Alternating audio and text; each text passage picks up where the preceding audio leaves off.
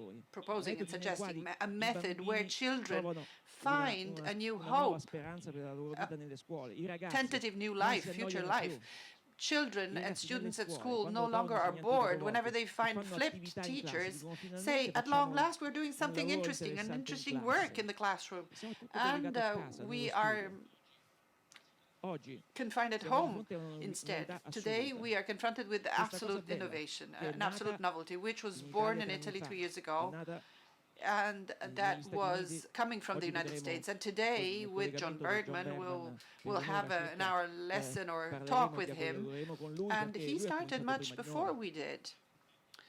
And in the United States, there are more than 1,000 Montessorian schools, whilst in Italy we have probably a little more than 100, so the magnitude is different. And the greatest thinkers, American thinkers, grew up in Montessorian schools. It's not a chance, it's not just by chance. Montessori says that culture is acquired through activity.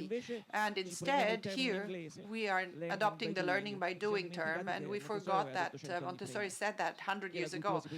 And whenever we look at our students and we see them idle, we should wonder why that is happening. It's no longer time to stay silent. It's no longer time to keep silent in front of any such things, because our students, our boys and girls at school have big problems, are met with big problems. In Europe,